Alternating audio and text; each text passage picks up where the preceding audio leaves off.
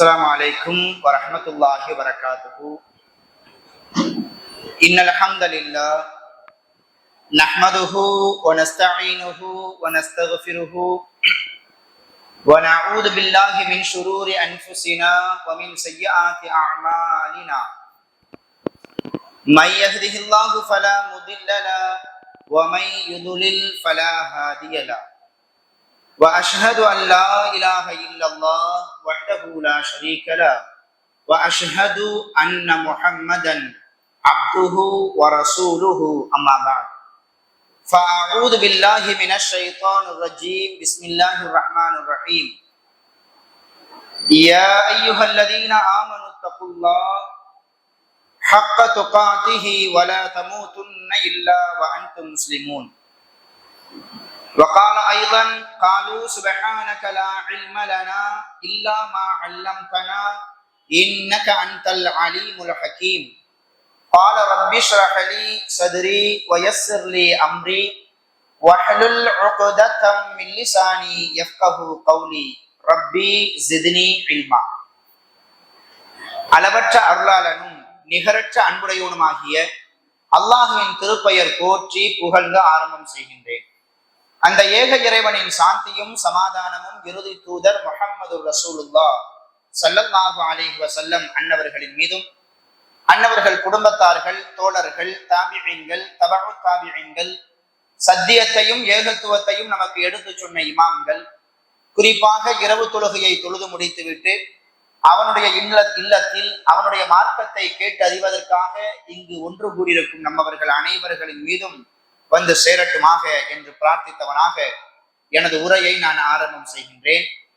அன்பிற்கினிய அருமையான பெருமக்களே, ரமலானுடைய இரவு தொழுகைக்கு பிறகு முன்னறிவிப்பு செய்யப்பட்ட சொர்க்கவாசிகள் என்கிற தலைப்பின் கீழ் தொடர்ச்சியாக அல்லாஹ் தனது திருமறையின் வழியாகவும் அண்ணலம் பெருமகனார் ஸல்லல்லாஹு அலைஹி வஸல்லம் அவர்கள் தன்னுடைய நபிமொழியின் மூலமாகவும் யாரையெல்லாம் சொர்க்கவாதிகள் என்பதாக குறிப்பிட்டிருக்கின்றார்களோ அவர்களின் வரிசைகளை நாம் தொடர்ச்சியாக பார்த்து வருகிறோம்.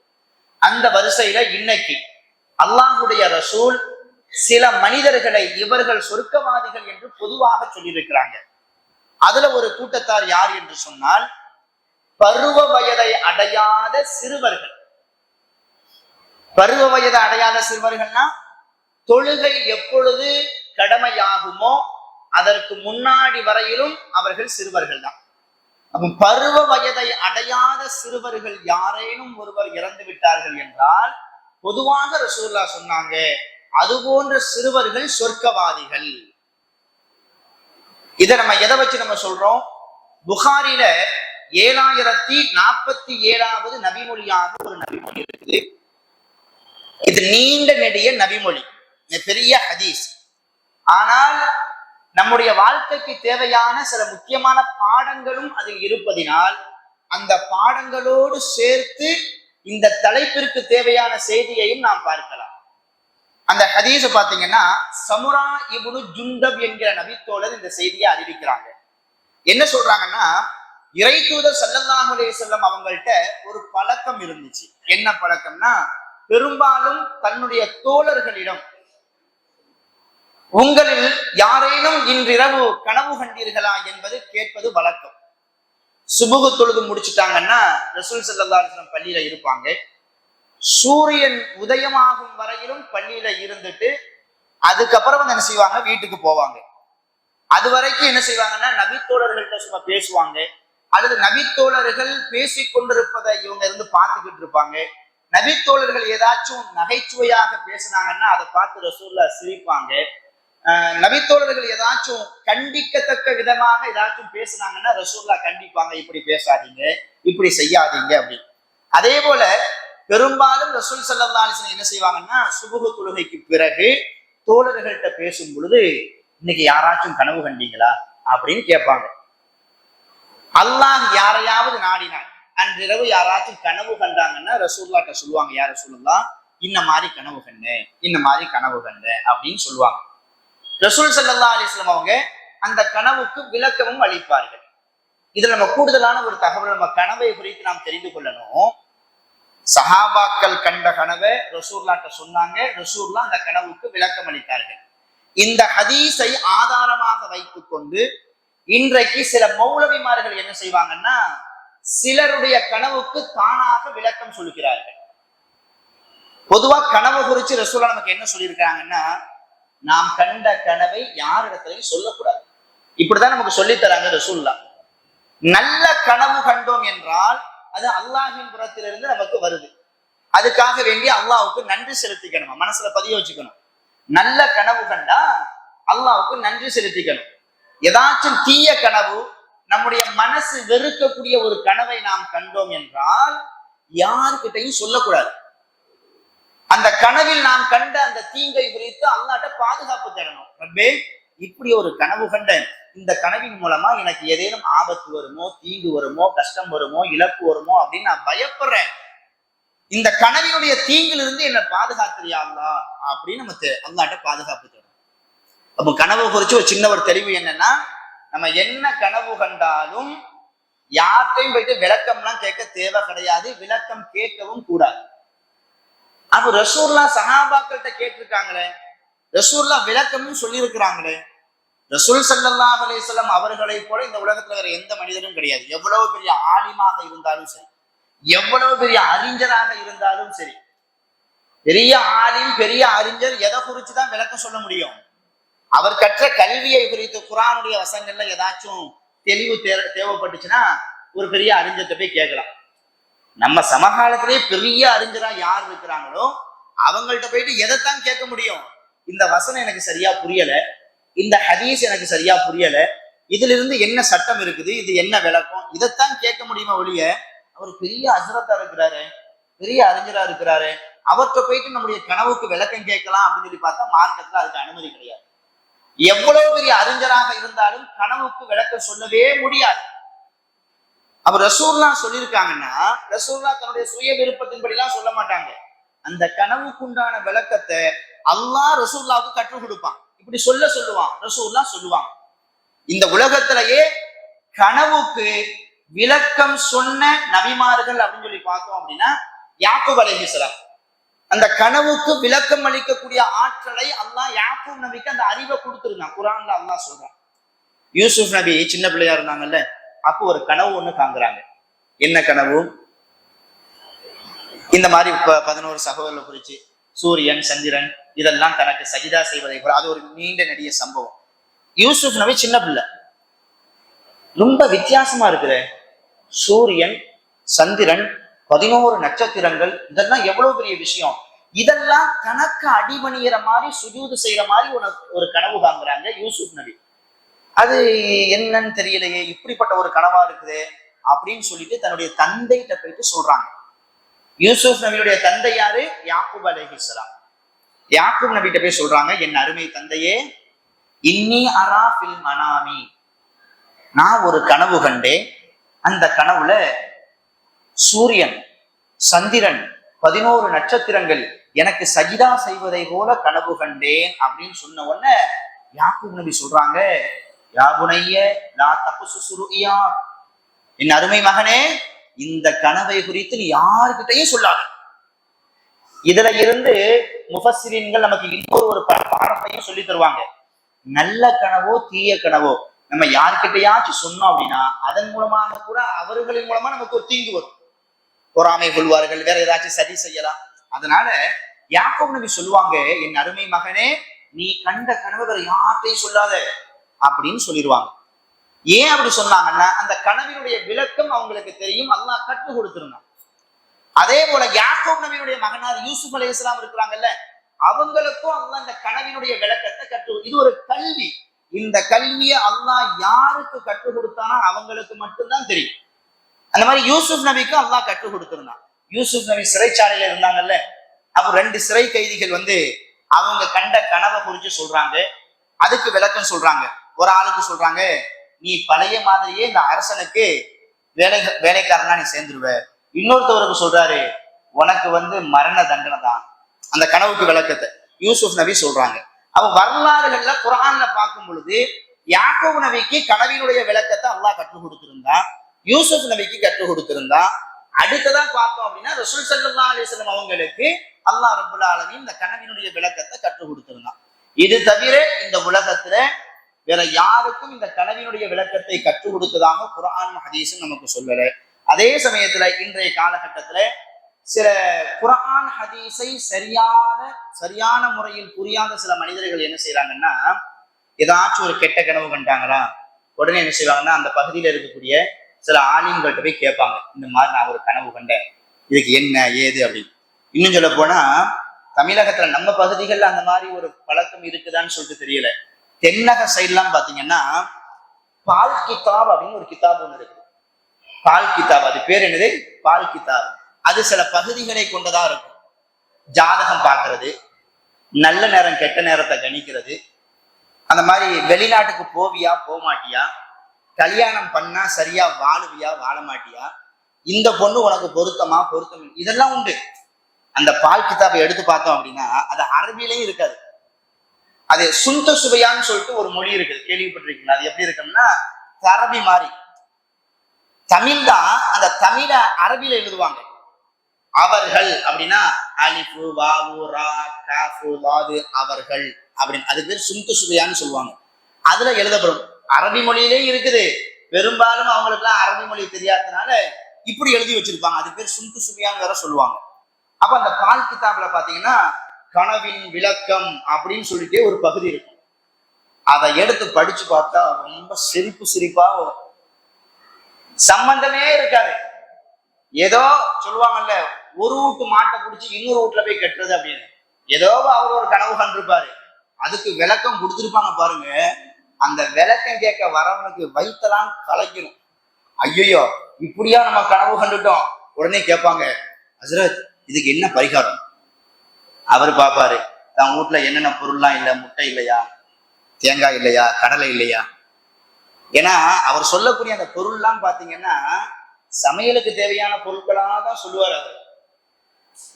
அவர் சொல்லுவாரு, இத்தனை முட்டையை வாங்கிட்டு வா, இத்தனை தேங்காவை வாங்கிட்டு வா, எலுமிச்சை பழத்தை வாங்கிட்டு வா, இத்தனை ரூபாய் காணிக்க வை அப்படின்னு சொல்லிட்டு அவர்கிட்ட இருந்து ஒரு அமௌண்ட் வாங்குவாங்க.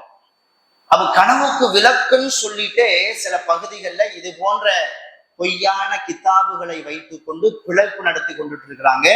கவனத்தோட இருக்கணும். கனவுக்கு யாரும் விளக்கம் சொல்ல முடியாது.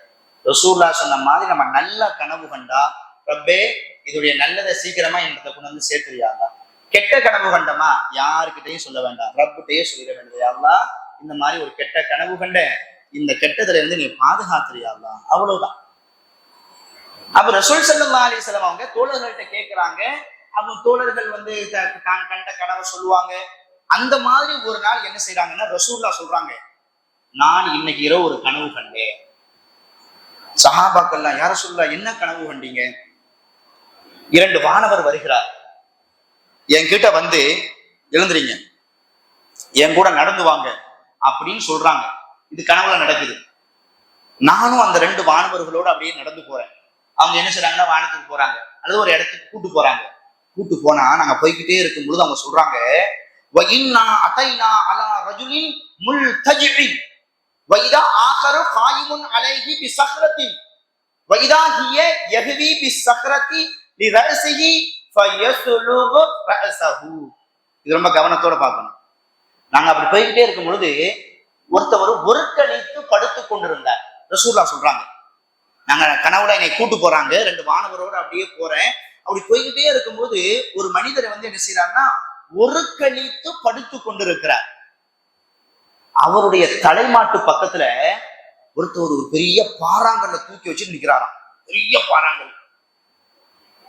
அது கீழே எப்படி படுத்து கிடக்கிறாரு? ஒருக்களித்து படுத்து கொண்டு இருக்கிறார். நம்ம தலைக்கு பக்கத்துல யாராச்சும் அப்படி ஒரு கல்லை தூக்கி வச்சுக்கிட்டா நம்ம தூங்குவோமா? இந்த ஹதீஸை கேட்டா இனிமேல் நமக்கு தூக்கமே வராது. இந்த பாவத்தை நம்ம செய்ய மாட்டோம். ரசூலுல்லாஹ் சொல்றாங்க, பெரிய பாறாங்கல்ல தூக்கிட்டு ஒருத்தவர் இருக்கிறாரு, அதுக்கு பக்கத்துல ஒருத்தவர் ஒருக்களித்து படுத்து கொண்டு இருக்கிறார்.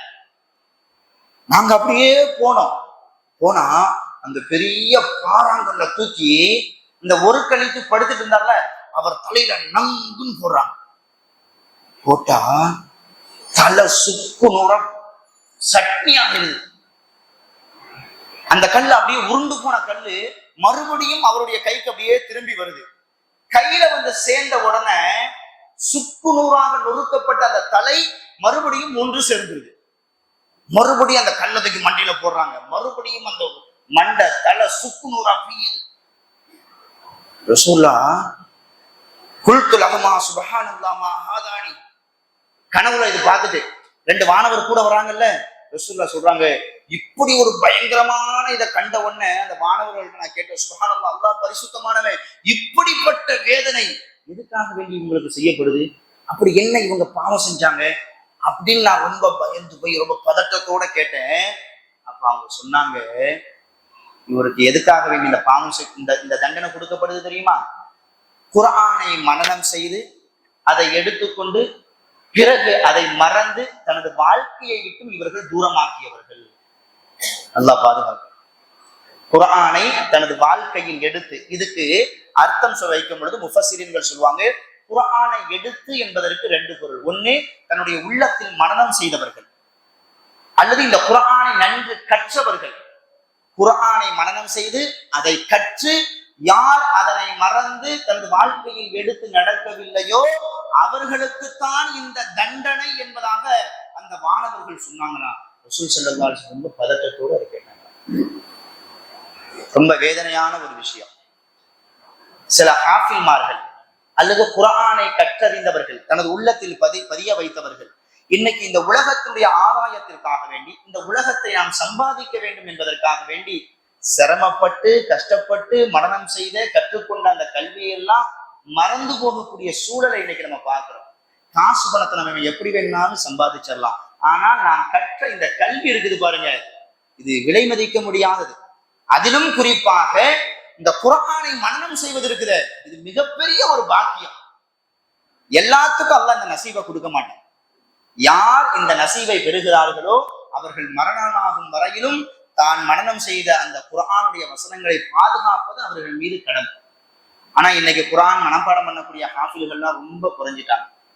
உங்களுக்கு எல்லாம் தெரிஞ்ச ஒரு விஷயம்தான், ஒரு காலகட்டத்துல ரமதானுடைய காலம் வந்துருச்சுன்னா வெளியூர்களுக்கு பள்ளிவாசல்களுக்கு தராவீஹ் தொழுகைகளுக்கு ஹாஃபில்கள் தேவைப்படுவாங்க.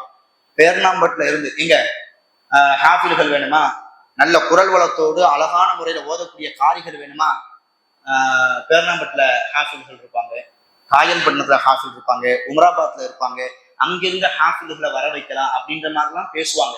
இங்க நம்ம ஊர்ல இருந்து நிறைய ஊர்களுக்கு ஹாஃபில்கள்லாம் போயிருக்கிறாங்க. மற்ற ஊர்கள்ல இல்லாத ஒரு சிறப்பை ஒரு பாக்கியத்தை தான் நம்ம ஊருக்கு என்ன கொடுத்துருக்குறான்னா, நிறைய ஊர்கள்ல ஹாஃபில்கள் இருப்பாங்க, ஆனா அந்த ஹாஃபில்களுக்கு அல்லாஹ் அழகிய முறையில் ஓதக்கூடிய குரல் வளத்தை கொடுத்துருக்க மாட்டாங்க. ஆனா நம்ம ஊர்ல இருக்கக்கூடிய ஹாஃபில்மார்கள் அதை நம்ம சொல்ல தேவையில்லை, பல ஊர்கள்ல போய் ஹாஃபில்கள் போயிருக்கிறாங்கல்ல, அந்த ஊர் மக்கள் சொல்லுவாங்க, அந்த பகுதியில இருந்து வரக்கூடிய மக்கள் ஓதுனாங்கன்னா ரொம்ப அழகா இருக்கும், ரொம்ப இனிமையா இருக்கும் அப்படி. இப்படி பேர் வாங்கிய இந்த ஊர் இன்னைக்கு ஹாஃபில்கள் பற்றாக்குறை என்று நினைக்கும் பொழுது ரொம்ப வேதனையா இருக்கு. இன்னைக்கு உண்மையிலேயே ஹாஃபில்கள் பற்றாக்குறையா இருக்கிறாங்க. ஹாஃபில்களுக்கு பேர் பெற்ற ஒரு ஊர் இந்த ஊர் இன்னைக்கு எந்த நிலையில தள்ளப்பட்டிருக்கு தெரியுமா? நீங்க சொன்னா வேதனைப்படுவீங்க. அல்லாஹ் பாதுகாக்க.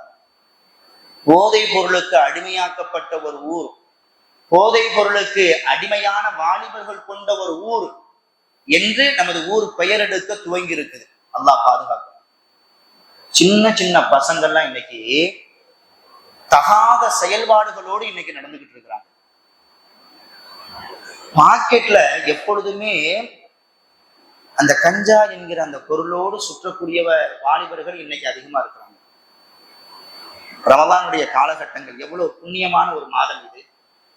இந்த காலகட்டத்திலையும் கூட இரவு நேரங்கள்ல அந்த போதைப் பொருளை பயன்படுத்தி கொண்டு தகாத வார்த்தைகளோடு பேசிக்கொண்டு தெருக்கல்ல சும்மா ரோடுகள்லையும் தெருக்கல்லையும் சும்மா பைக்குகளை எடுத்துட்டு வாகனத்தை எடுத்துட்டு சுத்திக்கிட்டும் கத்திக்கிட்டும் இருக்கிறாங்கன்னா ரொம்ப பெரிய வேதனையா இருக்குது. பள்ளிவாசல்களுக்கு அருகாமையிலேயே அந்த போதைப் பொருளுடைய பொட்டலங்கள் கிடக்குது அப்படின்னு சொன்னா இது எவ்வளவு வேதனையான ஒரு விஷயம். இளைய சமுதாயம் இன்றைக்கு நம்ம ஊருன்னு இல்லை, பெரும்பான்மையான ஊர்கள் இன்னைக்கு சிறிய பசங்கள் எல்லாம் போதைப் பொருளுக்கு அடிமையாகிட்டு இருக்கிறாங்க. அவர்கள் இது போன்ற செயலில் இருந்து பாதுகாப்பு பெறணும் அப்படின்னா அதுக்கு ஒரே வழி, அவர்கள் திருந்தி இந்த குர்ஆனின் பக்கம் வர வேண்டும். சஹாபாக்கள்லாம் சாதாரணப்பட்டவங்களாம் ஆரம்பத்துல எப்படி இருந்தாங்கன்னா மடா குடிகாரனா இருந்தாங்க. எப்படி? மடா குடிகாரர்களா இருந்தாங்க. அப்படிப்பட்ட அந்த குடிகாரர்களையும் உலக மக்களுக்கு ஒரு முன்மாதிரியாக அவங்க ஆகியிருக்கிறாங்கன்னா அதுக்கு என்ன காரணம்? இந்த குர்ஆன் தான். இந்த குர்ஆனை படிச்சாங்க, சிந்திச்சாங்க, இந்த குர்ஆனின் படி தனது வாழ்க்கையை அமைச்சுக்கிட்டாங்க. இந்த உலக மக்களுக்கே மிகப்பெரிய முன்னோடியாக இன்னைக்கு இருக்கிறாங்க. அப்போ ரசூல் ஸல்லல்லாஹு அலைஹி வஸல்லம் சொல்றாங்க, பெரிய பாறாங்கல்ல எடுத்து தலை சுக்குநூறாக உடைக்கப்படக்கூடிய அந்த வேதனை யாருக்கு அப்படின்னா, குர்ஆனை கற்று மனனம் செய்து யார் அதனை மறக்கிறார்களோ அவர்களுக்கு தான் இவ்வளவு பெரிய தண்டனை என்பதாக ரசூலுல்லாஹ் சொன்னாங்க. யாரெல்லாம் குர்ஆனோடு தொடர்பு வைத்து குர்ஆனை மனனம் செய்தோமோ அவர்களெல்லாம் அதை மறக்காத அளவிற்கு பாதுகாப்பது நம் மீது கடமை. இவ்வளவு பெரிய தண்டனையா?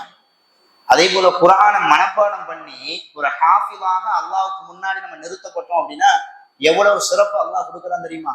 ரசூல் ஸல்லல்லாஹு அலைஹி வஸல்லம் சொல்றாங்க, நாளை மறுமையில அல்லாஹ்வுக்கு முன்னாடி சில கூட்டத்தார்கள் நிறுத்தப்படுவாங்க. சில கூட்டத்தார்கள் அவர்களின் தலையில அல்லாஹ் ஒரு கிரீடத்தை வைப்பாங்க. எல்லா மக்களும் பொறாமையோடு பார்ப்பார்களாம், என்ன இவருடைய தலையில மட்டும் அல்லாஹ் கிரீடத்தை வச்சிருக்கிறான். ரசூலுல்லாஹ் சொல்லும் பொழுது அந்த கிரீடத்தை சொல்லுவாங்க, அந்த கிரீடம் எவ்வளவு பிரகாசமானது தெரியுமா? அந்த சூரியனை உங்களுடைய 2 கைகளுக்கு மத்தியில் கொண்டு வந்தா எவ்வளவு பிரகாசமா இருக்கும். ரசூலுல்லாஹ் உதாரணம் சொல்றாங்க. இதை விட ரொம்ப பிரகாசமானது அந்த கூட்டத்தாருக்கு அல்லாஹ் கொடுக்கக்கூடிய அந்த கிரீடத்தினுடைய வெளிச்சம் அப்படி இருக்கும். சஹாபாக்கள் கேட்டாங்க, யா ரசூலல்லாஹ், அப்படிப்பட்ட பெரிய அந்தஸ்திற்குரியவர்கள் யார் அப்படின்னு கேட்டாங்க. ரசூலுல்லாஹ் சொன்னாங்க, இந்த உலகத்தில் வாழும் பொழுது தன்னுடைய வாரிசுகளை, தன்னுடைய பிள்ளைகளை இந்த குர்ஆனை மனனம் செய்வதற்காக வேண்டி தியாகம் செய்தவர்கள். ஹாஃபில்கள், ஹுஃபாதுகளுடைய பெற்றோர்களுக்கு அல்லாஹ் இப்படிப்பட்ட ஒரு கண்ணியத்தை கொடுப்பாங்க. அப்போ அதை பார்த்து கொண்டிருந்த மக்கள் எல்லாம் கேட்பாங்களா, ஏன் நமக்கெல்லாம் கொடுக்கப்படல, அவங்களுக்கு மட்டும் இவ்வளவு பெரிய கண்ணியம் கொடுக்கப்படுது?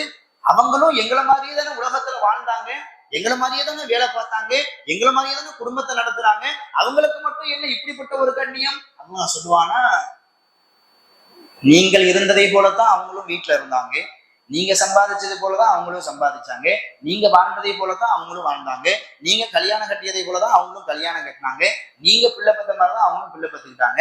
ஆனா நீங்க செய்யாத ஒரு காரியத்தை அவர்கள் செய்தார்கள்.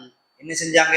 தன்னுடைய பிள்ளைகளை என்னுடைய வேதத்தை மனனம் செய்து அதை மற்ற மக்களுக்கு கற்றுக் கொடுக்கக்கூடிய அறிஞர்களாக அவர்கள் உருவாக்கினார்கள். அதற்காகத்தான் இந்த சிறப்பு. ஹாஃபிலுடைய பெற்றோர்களுக்கே அல்லாஹ் இப்படிப்பட்ட ஒரு சிறப்பை கொடுக்குறான்னா அப்ப ஹாஃபிலுகளுக்கு எவ்வளவு சிறப்பு கொடுப்பாங்க? ரசூலுல்லாஹ் சொல்றாங்க, நாளை மறுமையில ஹாஃபில்கள் எல்லாத்தையும் நிக்க வச்சு அல்லாஹ் சொல்லுவானா, இக்ரா, ஓதுங்க அப்படின்னு சொல்லுவாங்க. ஒவ்வொரு வசனத்தையா ஓதுவாங்களாம். ஒவ்வொரு வசனமும் ஓத ஓத ஓத அல்லாஹ் ஒவ்வொரு தரஜாக்களை உயர்த்திக்கிட்டே இருப்பானா ஹாஃபில்களுக்கு. எவ்வளவு பெரிய பாக்கியம்! இந்த உலகத்துல நமக்கு நம்முடைய அரசாங்கத்தால் ஒரு சிறிய பதவி கிடைப்பதை நம்ம எவ்வளவு பெருசா நினைக்கிறோம். நம்மை ஆளுகின்ற மாநில அரசோ மத்திய அரசோ நமக்கு ஒரு பதவி தருது, ஒரு பொறுப்பு தருது அப்படின்னா நம்ம எவ்வளவு சந்தோஷத்தோடு அதை நம்ம வாங்குவோம், அதை பெறுவோம். நாளை மறுமையில உலகத்தினுடைய எஜமானன், அந்த எஜமானனுக்கு நிகரே கிடையாது. உலக மக்கள் எல்லோரும் பார்க்கக்கூடிய ஒரு சூழலில் அல்லாஹ் ரப்புல் ஆலமீன் நம்மை அழைத்து, உனக்கு இந்த படித்தரம், உனக்கு இவ்வளவு பெரிய படித்தரம் அப்படின்னு சொல்லும் பொழுது நமக்கு எவ்வளவு சந்தோஷம் இருக்கும். இப்படிப்பட்ட அந்தஸ்து நமக்கு கிடைக்கணும் அப்படின்னா இந்த உலகத்துல சிறிய தியாகத்தை செய்து இந்த குர்ஆனை நாமும் மனனம் செய்ய வேண்டும். மரணிக்கும் வரையிலும் பாதுகாப்போடு வைக்க வேண்டும், தனது வாழ்க்கையில் எடுத்து நடக்க வேண்டும். ரசூலுல்லாஹ் இதை சொல்லி முடிச்சுட்டாங்க. இப்படிப்பட்ட ஒரு சம்பவத்தை பார்த்துட்டு நானே ரொம்ப திருக்கிச்சிட்டு இருக்கிறேன். அந்த என்னோடு வந்த அந்த 2 வானவர்கள் சொல்றாங்க, இங்க நிக்காதீங்க, வாங்க நடங்க, வாங்க நடங்க அப்படின்றாங்க. நானும் அந்த 2 வானவர்களோடு அப்படியே நடந்து போனா அடுத்து ஒரு மனுஷர் எப்படி அவர் இப்படி மல்லாந்து படுத்து கிடக்கிறார். ரசூலுல்லாஹ் மல்லாந்து முதல்ல பார்த்தவரு ஒரு கழிச்சு படுத்து கிடக்கிறாரு. 2வது ஒரு மனுஷனை பார்த்தா மல்லாந்து படுத்து கிடக்கிறாரு. ஒருவர் வருகிறாரா, கையில இரும்பாலான ஒரு கொக்கி, அதை எடுத்து அவருடைய அந்த மல்லாந்து படுத்து கிடக்கிறாருல அவருடைய வாயில பிடிச்சி அப்படியே இழுக்கிறாராம். அந்த வாய் கிழிந்து, கண்கள் கிழிந்து, காதுகள் கிழிந்து அப்படியே வருதாம். அவர் துடிக்கிறாராம். இந்த பக்கம் முடிஞ்சதுக்கு பின்னாடி மறுபடியும் இந்த பக்கம் வந்து அதே மாதிரி வாயை கிழிக்கிறாங்களாம். ரசூலுல்லாஹ் சொன்னாங்களா, சுப்ஹானல்லாஹ் மா ஹாதானி, இப்படிப்பட்ட ஒரு வேதனையா, இப்படிப்பட்ட ஒரு வேதனையா, இந்த வேதனை எதுக்காக வேண்டி செய்யப்படுது அப்படின்னு சொல்லிட்டு கேட்டாங்களா. அந்த கூட வந்த அந்த வானவர்கள் சொல்லுவாங்களா, இந்த மனிதன் அதிகாலையில் தம் வீட்டில் இருந்து புறப்பட்டு ஒரு பொய்யை பரப்புவான். அது பல்வேறு வழிகளில் உலகம் முழுவதும் போய் சேர்ந்து விடும். சுப்ஹானல்லாஹ். இந்த தண்டனைக்கு உரித்தானவர்களாக சமகாலத்தில் வாழக்கூடிய நாம ரொம்ப பயப்படணும். ரசூலுல்லாஹ் என்ன சொல்றாங்க, இந்த வாய் கிழிக்கப்படக்கூடிய இந்த வேதனை யாருக்கு தெரியுமா? அதிகாலையில வீட்டுல இருந்து புறப்படுவானா, புறப்பட்டு ஒரு செய்தி ஒண்ணு அவனுக்கு கிடைக்குமா, அது பொய்யா மெய்யா இதெல்லாம் சிந்திக்க மாட்டானா, அது உடனே மக்களுக்கு பரப்ப ஆரம்பிச்சுவானா. அந்த செய்தி ஏதோ ஒரு வகையில பரவி பரவி உலகம் முழுவதும் சேர்ந்துருவான். இப்படிப்பட்ட பொய்யை அவனின் வாயின் காரணத்தினால் அவன் பேசியதுனால, சொன்னதுனால அல்லாஹ் இப்படிப்பட்ட ஒரு தண்டனையை கொடுக்கிறான். இந்த ஹதீஸ படிக்கும் பொழுது ஒரு காலகட்டத்துல அது எப்படி ஒரு மனுஷன் எஞ்சி வாயால பொய் சொல்றான்னா உலகம் முழுவதும் அது எப்படி போய் சேரும் அப்படின்னு ஒரு எண்ணம் வந்துச்சு. ஆனா இன்னைக்குதான் அதுக்கு தெரியுது, ஒரு மனுஷன் காலையில எஞ்சிக்கிறான், எஞ்ச ஒண்ண இன்னைக்கு எதன் முகத்துல முழிக்கிறான்? மொபைல் முகத்துல தான் முழிக்கிறான். அந்த மொபைல்ல ஒண்ணு ஃபேஸ்புக்கா இருக்கும் அல்லது வாட்ஸ்அப்பா இருக்கும். ஃபேஸ்புக்கு வாட்ஸ்அப்ல நல்ல செய்திகள்லாம் வரத்தான் செய்யுது. ஆனா நல்ல செய்திகள் இல்லாம நம்ம படிப்போம், மொபைல எடுப்போம், ஒரு மெசேஜ் வரும், ரசூலுல்லாஹி ஸல்லல்லாஹு அலைஹி வஸல்லம் அவர்கள் சொன்னார்கள் அப்படின்ற மாதிரி ஒரு வாசகம் வந்துச்சு அப்படின்னா ஒரு ஸ்க்ரோல், அவ்வளவுதான், ஒரு தள்ளு. அல்லாஹ் குர்ஆனில் கூறுகிறான் கூறுகிறான் கூட நம்ம சொல்ல மாட்டோம், உடனே ஒரு தள்ளு. அப்ப எதைத்தான் நம்ம படிப்போம்? அவன் இப்படி கவிழ்ந்து விட்டான், அவன் இப்படி மோசமாகி விட்டான், அவன் அந்த வீட்டிற்குள் சென்று விட்டான், அவன் இதனை எடுத்து, இந்த மாதிரி ஏதாச்சும் ஒரு கவலைகரமான செய்தியா இருந்தா அப்படியே வச்சகன் வாங்காம அப்படியே படிப்போம். படிச்ச கையோட தாங்காது இவனுக்கு, இதை ஒரு 10 பேருக்காச்சும் ஷேர் பண்ணி விடணும், ஷேர் பண்ணி. அதுலயும் குறிப்பா தான் ஊருக்காரன் தனக்கு தெரிஞ்சவன் ஏதாச்சும் ஒரு சாதனை பண்ணிட்டான்னு வைங்களேன், அதை கமுக்கமா, ஐயோ இவன் இப்படிப்பட்ட சாதனை பண்ணிட்டானா, தெரிஞ்சிடக்கூடாதுப்பா, உடனே டிலீட் பண்ணிட்டேன். அதே நமக்கு தெரிஞ்சவன் எவனாச்சும் எதிலையாச்சும் உள்ள மாட்டிக்கிட்டான்னு வைங்களேன், அது உண்மையோ பொய்யோ, சக்க நல்ல சூப்பர் செய்தியா போடு, யூடியூப்ல போடு, 4 பேர் பார்க்கறது, நல்ல வியூ வரட்டும், ஃபேஸ்புக்ல போடு, அது பொய்யா மெய்யாங்கிறதையே பார்க்கறது இல்லை. அப்போ தனக்கு வரக்கூடிய செய்திய உலகம் முழுவதும் பரப்புவது. நம்ம வாழக்கூடிய இந்த காலகட்டம் இருக்குதே, ரொம்ப ஆபத்தான ஒரு காலகட்டம். இந்த ஈமான் கெட்டு போறதுக்கும் இந்த ஈமான் செத்து போறதுக்கும் நம்ம வேற எங்கேயும் போக தேவையில்லை. நம்ம கையில வச்சிருக்கக்கூடிய இந்த மொபைல் போன் ஒண்ணு போதும், நம்ம நாளைக்கு நரகவாதி தான் என்பதனை இது முடிவு செஞ்சிடும். அப்படிப்பட்ட மிக பாரதூரமான காரியங்களை எல்லாம் செய்யக்கூடியதான் இன்னைக்கு நம்ம கையிலையும் பையிலையும் சர்வ சாதாரணமா வச்சுக்கிட்டு போயிட்டு இருக்கிறோம். அப்போ ரசூலுல்லாஹ் சொன்னாங்க, மனசுல பதிய வச்சுக்கணும், இனிமேல் யார் ஃபேஸ்புக்லயோ ட்விட்டர்லயோ வாட்ஸ்அப்லயோ ஏதோ ஒருத்தரை குறிச்சு ஒரு தகவல் வருது, ஏதோ ஒரு செய்தி வருது அப்படின்னா படிங்க, அதனுடைய உண்மை தன்மை தெரியாம யாருக்கும் ஷேர் பண்ணாதீங்க, யாருக்கும் பரப்பாதீங்க. நீங்க பரப்பி மற்றவங்க யாரும் உயர்வு அடைய போவது கிடையாது. இந்த செய்தியை நல்லா கவனிச்சு பாருங்க. ரசூலுல்லாஹ் சொன்னாங்க, காலையில எழுந்திருப்பான், தன்னுடைய வாயால ஒரு செய்தியை பரப்பும். வாயான வாய் மட்டும் இல்லை, எழுத்து எல்லாம் இதுல அடங்கும். ஒரு செய்தியை பரப்புவான், அது பொய்யான செய்தியா இருக்கும், அது 10 பேருக்கு உலகம் முழுவதும் போகும். இப்படிப்பட்ட இந்த பாவத்தை செஞ்சதுக்காக வேண்டியே ஒரு மனிதன் நாளை மறுமையில எப்படிப்பட்ட தண்டனைக்கு உள்ளாக்கப்படுறான்? வாய்கள் கிழிக்கப்படும். அல்லாஹ் பாதுகாப்பு.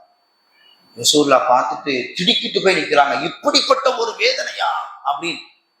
அப்படியே நின்றுட்டு இருக்கும் போது அந்த மாணவர்கள் சொல்லுவாங்களா, இங்கேயே நிக்காதீங்க, வாங்க நடந்து போங்க போங்க அப்படின்னு போவாங்களாம். அப்படியே போனா அதா மிஸ்ரி தனவு, ஒரு அடுப்பு மாதிரி ஒரு இடம் இருந்துச்சான். வாய்ப்பகுதி குறுகலா இருக்குது, கீழ்ப்பகுதி நல்ல பெருசா இருக்கு ரசூலுல்லாஹ், அது அடுப்பு மாதிரி இருந்துச்சு. அது உள்ளக்க இருந்து சவுண்ட் வந்துகிட்டே இருந்துச்சு. ஓ, அப்படியே பயங்கரமான சவுண்ட் வந்துட்டு இருந்துச்சு. நான் பக்கத்துல போயிட்டு அப்படி எட்டி பார்த்தேன். உள்ளக்க சில ஆண்களும் பெண்களும் நிர்வாணமாக இருக்கிறார்கள். கீழ்ப்பகுதியிலிருந்து மிகப்பெரிய நெருப்பு ஜுவாலை அப்படியே மேல வருது. அப்படி மேல வரும்போது தாங்க முடியாம அந்த ஆண்களும் பெண்களும் கதறுகிறார்கள், கட்டுகிறார்கள். இப்படிப்பட்ட ஒரு மேலேயே வர முடியல, வாய் குறுகலா இருக்குது, கீழே நெருப்பு ஜுவாலை அப்படி எரியுது. ரசூலுல்லாஹ் அந்த மாணவர்கள்ட்ட கேட்டாங்களா, இப்படிப்பட்ட வேதனை எதுக்காக வேண்டி இவங்களுக்கு செய்யப்படுது அப்படின்னு கேட்கும்போது அந்த மாணவர்கள் சொன்னாங்களா, இவர்கள் உலகத்துல வாழும் பொழுது விபச்சாரம் செய்தவர்கள், விபச்சாரம் செய்தவர்கள் அப்படின்னு சொல்லப்படும். இன்னைக்கு இந்த நபிமொழியை நம்ம உள்ளத்துல நல்ல சரியா பதிய வச்சுக்கணும். இன்னைக்கு திருமணம் ஆகாதவர்கள் அல்ல, திருமணம் ஆனவர்களும் கூட இந்த விபச்சாரத்தில் அதிக அதிக ஆசையோடு ஈடுபடுகிறார்கள். சொல்ல போனா திருமணம் ஆயிடுச்சு, நல்ல மனைவி இருக்கிறாங்க, நல்ல குழந்தைகள் இருக்குது, நல்ல குடும்பம் இருக்குது. ஆனா இதையெல்லாம் நினைத்து பார்க்காம போன் வழியா நேரடியா சில பெண்களோடு தொடர்பு வைக்கிறாங்க. அல்லாஹ் பாதுகாப்பு. கண்ணுக்கு லட்சணமான மனைவி இருக்கிறாங்க, அவங்க கூட இருந்து பேச மாட்டிருக்கிறாங்க. ஆசைகளோடு அன்போடு இருக்கக்கூடிய பிள்ளைகளுக்கு நேரத்தை செலவழிக்க மாட்டிருக்கிறாங்க. நைட்டு 2 மணி 1 மணி 3 மணி, ஏன் இந்த ரமதானுடைய காலகட்டத்துல கூட இந்த தகாத முறையில் உறவு வைத்திருக்கக்கூடிய அந்த பெண்களோடு வந்து நினைச்சாங்க, இரவு முழுவதும் பேசிட்டு இருக்கிறாங்க. எப்படி பேச மனசு வருது? நம்ம செய்யறது பாவங்களோ? கல்யாணம் ஆகாதவன் செஞ்சாவே இது பெரிய பாவம். கல்யாணம் ஆயிடுச்சு, மனைவி இருக்கிறாங்க, குடும்பங்கள் இருக்குது, எப்படி அடுத்த பெண்களோடு பேச முடியுது? இது ஒரு பெரிய பாவம் இல்லையா? கொஞ்சம் யோசிச்சு பாருங்க. நம்முடைய மனைவியோடு நம்ம வீட்டு பெண்களோடு யாரோ ஒருவர் இப்படி பேசினா நமக்கு எப்படி ரத்தம் கொதிக்கும், நமக்கு எப்படி இப்படி வேதனை வரும், கஷ்டம் வரும். அதே மாதிரி தானே அவங்களுக்கும். யாருக்கும் தெரியாது. நான் வீட்டுல தனியா ஒரு அறையில இருந்து பேசிக்கிட்டு இருக்கிறேன், எல்லாரும் தூங்குனதுக்கு பின்னாடி இருந்து நான் பேசிக்கிட்டு இருக்கிறேன் அப்படின்னு நம்ம நினைக்கிறோம். இல்ல, ரப்பு பார்த்துக்கிட்டு இருக்கிறான். எத்தனை நாள் அப்படி பேச முடியும்? அந்நிய பெண்ணோடு தகாத உறவோடு எத்தனை நாட்கள் அப்படி பேச முடியும்? ஒரு நாள் அல்லாஹ் அதை வெளிச்சத்துக்கு கொண்டு வந்துடுவான். மனிதர்கள் பாவம் செய்யக்கூடியவர்கள் தான். அந்த பாவத்தை தெரிந்தே அறிந்தே தொடர்ச்சியாக நாம் செய்தோம் என்றால் அல்லாஹ்வுடைய வேதனை வரும். நம்மை கண்ணியவான்கள் என்று நினைத்தவர்கள் எல்லாம் காரி துப்பிடுவாங்க. பாவம் செஞ்சிருப்போம், அல்லாஹ்ட்ட மன்னிப்பு கேட்டு வருந்தி திருந்தி மறுபடியும் அந்த பாவத்தின் பக்கம் நம்ம போகல அப்படின்னா அல்லாஹ் அதை மன்னிக்க கூடும், கேவலத்தை விட்டு பாதுகாக்க கூடும். இல்ல, யாருக்கும் தெரியாது, தெரிஞ்சா பார்த்துக்கலாம், நமக்கு தான் காசு பணம் இருக்குது, நம்ம கிட்டதான் பதவி பட்டங்கள் இருக்குது, நம்மோடு பழகக்கூடியவர்கள் பெரிய ஆட்களா இருக்கிறாங்க, ஏதாச்சும் வெளியில லீக் ஆனிச்சுன்னா பணத்தை கொடுத்து சமாளிச்சிடலாம், அதை செஞ்சு சமாளிச்சிடலாம், இதை கொடுத்து சமாளிச்சிடலாம் நினைக்கிறோம். அல்லாஹ் ஒரு மனுஷனை கேவலப்படுத்தணும்னு நாடிட்டான்னு வச்சுக்கோங்களேன், இந்த உலகமே திரண்டு வந்தாலும் அவன் கொடுக்கக்கூடிய அந்த கேவலத்துல இருந்து பாதுகாப்பு பெறவே முடியாது. அதுபோல அல்லாஹ் ஒரு மனிதனுக்கு கண்ணியத்தை கொடுக்கணும்னு நாடிட்டான்னா இந்த உலகம் முழுவதும் சேர்ந்து வந்தாலும் இந்த கண்ணியத்தை தடுக்க முடியாது. அதனால விபச்சாரம் செய்யக்கூடிய ஆண்கள் பெண்கள் ரொம்ப கவனத்தோட இருக்கணும். எத்தனை வருஷம் நம்மளால அந்த பாவத்தை செய்ய முடியும்? இந்த உடம்புல தெம்பு இருக்க வரைக்கும் தானே. அல்லாஹ் திடீர்னு இந்த உடம்புல ஒரு நரம்பை பிடிச்சி இழுத்துட்டான்னா, பேசக்கூடிய இந்த வாய் ஏதாச்சும் ஒரு ஸ்டோக்கை தந்துட்டான்னா, பேசும்போது வாய் அப்படியே ஸ்டோக்காய் ஸ்டக்காய் நின்றுமே. இந்த உடம்புல ஆரோக்கியம் இருக்குன்னு தானேக்கும் தான் இந்த மாதிரி பாவம். உடம்புல நல்ல ஆரோக்கியம் இருக்கத்தோட நிறைய நன்மைகளை செஞ்சுக்கணும். உடம்புல ஆரோக்கியம் இருக்கும் பொழுது பாவத்தை விட்டு விலகணும். அல்லாஹ் நோய்வாய் தந்த பொழுது இனிமேல் எந்த பாவத்தையும் செய்ய முடியாது. அப்ப இருந்துட்டு நான் பாவத்தை விட்டு ரொம்ப விலகி வாழ்றேன், இதுவா உண்மையிலேயே ஈமான்? இதுவா உண்மையிலேயே சந்தோஷம்? எல்லா விதமான பாவங்கள் செய்வதற்குண்டான ஆற்றல் இருந்தும் நான் இந்த பாவத்தை செய்ய மாட்டேன், என் ரப் இதை செய்யக்கூடாதுன்னு சொல்லி இருக்கிறான், நான் செய்ய மாட்டேன் அப்படின்னு ஒதுங்குறான் பாருங்க. இவனைத்தான் அல்லாஹ் விரும்புறான். யூசுப் நபியை போல. அப்போ பாவம் செய்யக்கூடியவர், குறிப்பாக விபச்சாரம் செய்யக்கூடியவர்கள், அதன் பக்கம் அழைக்கப்படக்கூடியவங்க, அதன் பக்கம் அழைக்கக்கூடியவங்கள் ஆணாக இருக்கட்டும், பெண்ணாக இருக்கட்டும், முதியவர்களாக இருக்கட்டும், வாலிபர்களாக இருக்கட்டும், இது போன்ற பாவத்திலிருந்து விலக வேண்டும். இந்த பாவத்தோட பேசும் பொழுது, பழகும் பொழுது ரொம்ப இனிமையா இருக்கும். நாளை மறுமையில உரியானாக அந்த நெருப்பு சட்டியில போட்டு வதக்கும் போதுதான் தெரியும். அதெல்லாம் பின்னாடி பார்த்துக்கலாம் நீங்க நினைக்காதீங்க, கொஞ்ச நாள்ல வந்துடும். அப்படித்தானே? கொஞ்ச நாள். இன்னைக்கெல்லாம் நாட்கள் போறது எப்படி போயிட்டு இருக்குது. இப்பந்தான் முதல் நோன்பு வச்ச மாதிரி இருக்குது. இன்னைக்கு எத்தனாவது நோன்பு வந்துருச்சு? அவ்வளவு ஏங்க, போன வருஷம் இப்பதான் நோன்பு பிடிச்ச மாதிரி இருந்துச்சு, அதுக்குள்ள இந்த வருஷம் வந்துருச்சு. நமக்கு 35, 40 வயசு, 50 வயசா இருக்கலாம். கடந்து பாருங்க, அந்த 50 வருட காலங்களை 2 செகண்ட்ல கடந்து முடிஞ்சிடும். அவ்வளவுதான். இனிமேல் எஞ்சி இருக்கக்கூடிய இந்த வாழ்க்கைய பார்த்துக்கலாம் நினைக்காதீங்க. அல்லாஹ் பார்த்துக்கிட்டு இருக்கிறான் அப்படின்ற எண்ணத்தோடு நமது வாழ்க்கையை கழிக்கும். அடுத்து இந்த வேதனையை பார்த்துக்கிட்டே இருக்கும்போது அந்த மாணவர் சொல்றாங்க, இங்கேயே நிக்காதீங்க, வாங்க நடந்து போகலாம், நடந்து போகலாம் அப்படின்னு சொல்லிட்டு கூட்டிகிட்டே போறாங்க. அங்க ஒரு ஆறு, என்னது ஆறு. அந்த ஆத்தினுடைய தண்ணி எப்படி இருக்குன்னா ரத்த கலர்ல இருக்குதான், ரத்த மாதிரி இருக்குதான். அதுல ஒரு மனிதன் என்ன செய்யறான்னா நீந்தி நீந்தி நீந்தி நீந்தி கரைக்கு வரான். கரைக்கு வந்து நின்னா கரையில ஒரு மனுஷன் எப்படி நல்ல ஆகா பெரிய மனுஷனா இருக்கிற ஒரு ஆளு, பக்கத்துல நிறைய கற்களா குவிச்சு வச்சிருக்கிறாரு. இவனே நீந்த முடியாம நீந்தி கரையில வந்து நிக்கிறான். அவனுடைய வாயில கல் எடுத்து அடிக்கிறான். அவரு கல் எடுத்து அடிச்சு ஐயோ வழி தாங்க முடியாம மறுபடியும் அந்த ஆத்துக்குள்ளேயே போறாரு. மறுபடியும் நீந்தி நீந்தி ரொம்ப கஷ்டப்படுறாரு. மறுபடியும் வராரு, மறுபடியும் கல் எடுத்து அடிக்கிறார். ரசூலுல்லாஹ் கேட்டாங்க, இப்படிப்பட்ட ஒரு வேதனை இது என்ன அப்படின்னு சொல்லி கேட்கும்போது, உலகத்துல வாழும் பொழுது இவர்கள் வட்டி பணத்தை தின்றவர்கள். அல்லாஹ் பாதுகாக்கணும். இன்னைக்கு வட்டிங்கிறது சர்வசாதாரணமாயிடுச்சு, ரொம்ப சர்வசாதாரணமா. அந்த வட்டியை வாங்கும் பொழுது உறுத்தலே இல்லாம இருக்குது. அந்த உறுத்தல் வரக்கூடாது என்பதற்காக வேண்டி அந்த வட்டியை பல பெயர்களை கொண்டு பரிணாமப்படுத்தி வச்சிருக்கிறோம். எப்படி? வீட்டு லோன், ஹோம் லோன், வண்டி லோன், வியாபார லோன், இப்படின்னு இருக்கு சில பெயர்கள். இன்னைக்கு லோன் வாங்கி வீடு கட்டியவர்கள் எத்தனையோ பேர் உண்டு. உறுத்தல் இருக்குதா? ஐயோ வட்டிங்கிறது சாதாரணமான ஒரு பாவமாக அல்லாஹ்வுடைய ரசூல் சொல்றாங்க. அல்லாஹ் குர்ஆன்ல சொல்றான், வட்டி வாங்கக்கூடியவர்கள் அல்லாஹ்வோடும் அல்லாஹ்வுடைய ரசூலோடும் போர் புரிவதற்கு தயாராகி கொள்ளுங்கள். எந்த இடத்துல வைக்கிறாங்க? காஃபிருடைய இடத்துல நம்மளை வைக்கிறாங்க. அல்லாஹ்வோடும் அல்லாஹ்வுடைய ரசூலோடும் யார் போர் புரிவாங்க? இறை மறுப்பாளர்கள் தானே போர் புரிவாங்க. வட்டி வாங்கக்கூடியவர்களை அல்லாஹும் அல்லாஹ்வுடைய ரசூலும் எந்த இடத்துல வைக்கிறாங்க? நீங்கள் வட்டி வாங்கக்கூடியவர்களா? அல்லாஹ்வோடும் அல்லாஹ்வுடைய ரசூலோடும் போர் புரிவதற்கு தயாராகி கொள்ளுங்கள். இன்னைக்கு எந்த உறுத்தலும் இல்லாம ஆடம்பரமான வீடு கட்டுவதற்கு நம்மால் எப்படி லோன் வாங்க முடியுது? ஆடம்பரமான வாகனம் வாங்குவதற்கு எப்படி நம்மால் முடிகிறது? ஆடம்பரமான வாகனங்கள், வீடுகள், பிசினஸ் செய்யணும், எப்படி நம்ம லோன் வாங்க முடியுது?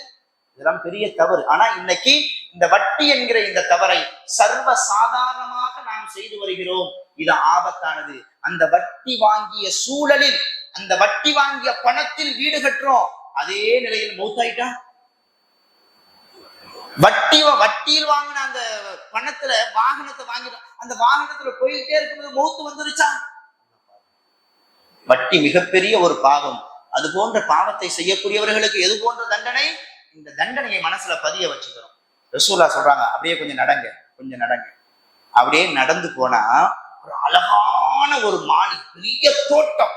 அந்த தோட்டத்தினுடைய நடுவுல ஒரு மனிதர், நல்ல உயரமான ஒரு மனிதர் இப்படியே உட்கார்ந்து இருக்கிறாராம். அவரை சுற்றி நிறைய சிறுவர்களாக உட்கார்ந்துருக்கிறாங்க. ரசூலுல்லாஹ் சொல்றாங்க, இதுக்கு முன்னாடி இது போன்ற சிறுவர்களை நான் பார்த்ததே கிடையாது. இவ்வளவு அழகான உயரமான ஒரு மனிதர். அந்த மாணவர்களுக்கு கேட்டாங்களா, இந்த மனிதர் யார், இந்த சிறுவர்கள் எல்லாம் யார் அப்படின்னு கேட்டாங்களா? அந்த மாணவர்கள் சொன்னாங்களா, இந்த உயரமான மனிதர் தான் இப்ராஹிம் அலைஹிஸ்ஸலாத்து வஸ்ஸலாம். அவர்களை சுற்றி இருக்கக்கூடியவர்கள் யார் என்றால் பருவ வயதை அடைந்த சிறுவர்கள். சஹாபாக்கள் கேட்டாங்க, அந்த சிறுவர்களுடைய கூட்டத்துல காஃபிர்களுடைய பிள்ளைகளும் இருக்கிறாங்களா அப்படின்னு கேட்டாங்க. முஷ்ரிக்குடைய பிள்ளைகளும் இருக்கிறாங்களான்னு கேட்டாங்க. ரசூலுல்லாஹ் ஆமான்னு சொன்னாங்க. அப்ப பருவ வயதை அடைவதற்கு முன்னாடி முஸ்லிமுடைய பிள்ளைங்க இறந்து போனாலும் சரி, காபிர்களுடைய பிள்ளைகள் இறந்து போனாலும் சரி, அவர்கள் யாரா? சொர்க்கவாதிகள். அப்ப சொர்க்கவாதிகள் யார் என்பதை சொல்லிட்டு வரும்பொழுது ரசூலுல்லாஹ் கடைசி என்ன சொல்றாங்க? பருவ வயதை அடையாத சிறுவர்கள், அவர்கள் முஸ்லிமாக இருந்தாலும் சரி, முஸ்லிம் அல்லாதவர்களாக இருந்தாலும் சரி, அவர்கள் சொர்க்கவாதிகள். அப்ப இன்னைக்கு நம்ம இறுதியா நம்ம என்ன பார்த்திருக்கிறோம்னா, பருவ வயதை அடையாத சிறுவர்கள் யார் இறந்து போனாலும் சொர்க்கவாதிகள் அப்படின்னு ரசூல் ஸல்லல்லாஹு அலைஹி வஸல்லம் சொல்லியிருக்கிறாங்க. இன்னும் ஒரு சில நபர்களை குறித்து இவர்கள் சொர்க்கவாதின்னு சொல்லியிருக்கிறாங்க. அவர்கள் யார் என்பதனை இன்ஷா அல்லாஹ் நாளைய தினம் தொடர்ச்சியாக நாம் பார்க்கலாம். இதுவரையிலும் நாம் அறிந்த செய்தியின் அடிப்படையில் நமது வாழ்க்கையை அமைத்துக் கொள்ள வல்ல இறைவன் அருள் புரிவானாக.